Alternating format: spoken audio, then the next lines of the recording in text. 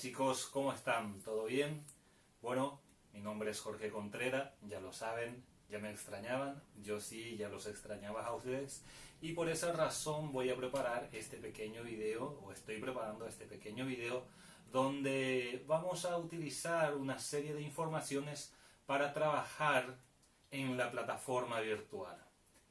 Para algunos le está resultando un poco difícil, para otros algo más fácil, pero bueno, nosotros vamos a intentar hacer un resumen de un tema que ustedes ya manejan, que ya hemos desarrollado inclusive, para que después podamos hacer un pequeño trabajito.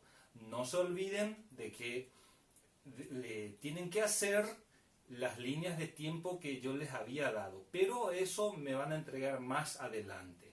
Ahora quiero que se concentren en lo que les voy a decir para después ir a la zona de tareas, ¿de acuerdo?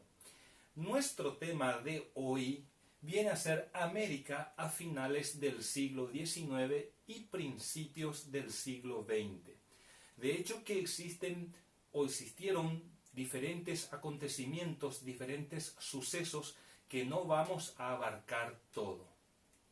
Específicamente en este video vamos a hablar sobre el fin de la monarquía en Brasil. Y en otro video vamos a hablar sobre la Revolución Mexicana. Bien, Brasil se independizó el 7 de septiembre de 1822.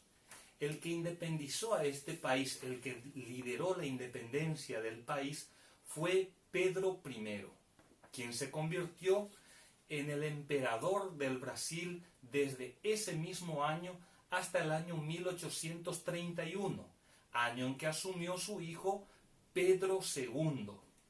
Pedro II, el segundo emperador del Brasil, estuvo en el poder hasta el año 1889. En ese año se cayó la monarquía en Brasil. Y quiero hablarles brevemente acerca de las causas de la caída de la monarquía en Brasil. Hay que recordar que la guerra contra la Triple Alianza entre 1864 y 1870 dejó muy empobrecido también al país brasileño, razón por la cual entraron en una crisis económica en donde el país se había endeudado considerablemente, especialmente con Inglaterra. Para empeorar esta situación económica, en 1888 se produjo un hecho trascendental, que fue la abolición de la esclavitud. La abolición de la esclavitud ocurrió entonces en 1888. En ese año, entonces, los esclavos del Brasil fueron declarados libres. Y esto ocasionó una gran pérdida económica a un buen sector de la población que utilizaba evidentemente la mano de obra esclava para sus actividades, principalmente en las plantaciones de caña de azúcar, de algodón, por citar algunos cultivos. Entonces, en 1889, a raíz de esta situación problemática que experimentaba el Brasil, la monarquía brasileña llegó a su fin. En 1889, entonces abdicó, es decir, renunció el emperador Pedro II y asumió el primer presidente en este caso ya de la República del Brasil, porque automáticamente Brasil se convierte en república, y su primer presidente fue Deodoro da Fonseca, quien tuvo un gobierno muy autoritario entre 1889 y 1891. Es decir, su periodo de gobierno llegó hasta ese año. En ese año, el señor Floriano Peixoto llega al poder y se mantiene hasta 1894. Estos fueron los dos primeros presidentes de la República del Brasil. Y a partir de ahí, este país siguió con su historia, siguió con su destino, con su trayecto.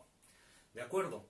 Entonces, en resumidas cuentas, uno de los eventos más importantes que ha ocurrido a finales del siglo XIX fue el fin de la monarquía en el Brasil en 1889 y el inicio de la república, de un sistema republicano.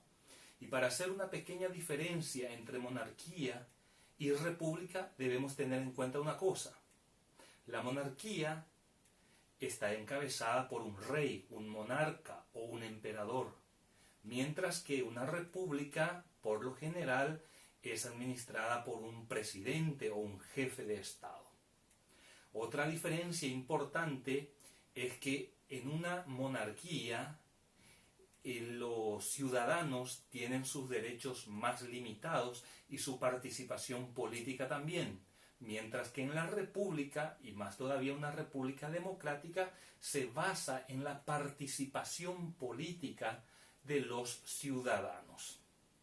La historia de la República del Brasil tampoco ha sido fácil.